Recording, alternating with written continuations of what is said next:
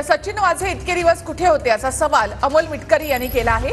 आमच्याकडून विषय संपवण्याचा प्रयत्न केला जातोय असं अमोल मिटकरी यांनी म्हटलं। संदीप देशपांडे यांनी केलेल्या टीकेनंतर मिटकरी यांनी हे वक्तव्य केलं। उपमुख्यमंत्र्यांनी सांगितलं विषय वाढवू नका असं मिटकरींनी म्हटलंय। बोलण्यासाठी राष्ट्रवादीचे आमदार अमोल मिटकरी आहेत। सचिन वाझेंनी अनिल देशमुखांना पैसे गोळा करून दिल्याचं बोललं, त्यांच्याकडून पैसे घेतल्याचं सांगितलं, त्यांच्या पीए कडे पैसे दिल्याचं सांगितलं।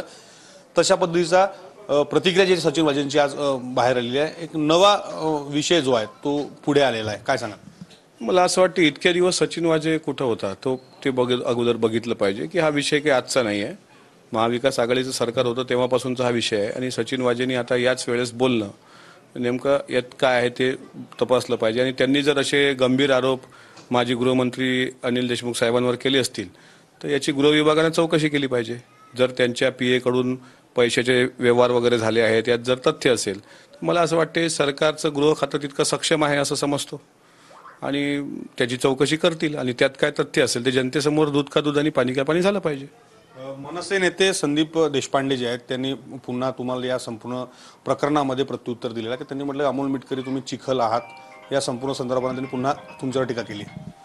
असं आहे, देशपांडेला म्हणजे त्याला थोबाड उघडल्याशिवाय त्याचा मालक भीक टाकत नाही, त्याची ती नीच प्रवृत्ती आहे आणि तो हलकट प्रवृत्तीचा असल्यामुळे अशा नीच आणि हलकट माणसाबद्दल मला माझी वाचा खराब करायची नाही। त्यांना मी सांगतो की ज्या पद्धतीनं तुम्ही आव्हान देता तुमच्या नाकावर टिचून मी मुंबईला येऊन गेलो, तुमच्यात पुरुषार्थ होता तर समोरासमोर यायला पाहिजे होतं। आता त्याला वाढवायचं असेल तर त्यांनी समोर खेटावं। आमच्याकडून विषय आम्ही संपवण्याच्या प्रयत्नात माननीय उपमुख्यमंत्र्यांनी काल मला सांगून की बाबा हा विषय जास्त त्याच्यामध्ये हे येता कामा नये। मॉर्निंग वॉकचा योग्य स्पॉट नरिमन पॉईंट आहे आणि तिथे मॉर्निंग वॉक केल्याने आरोग्य अगदी चांगलं राहतं। त्याच्यामुळे अवघे या असं आव्हान केलं होतं मी नरिमन पॉईंटला यायला। आरोग्याच्या दृष्टीने टाकलेला तो व्हिडिओ आहे।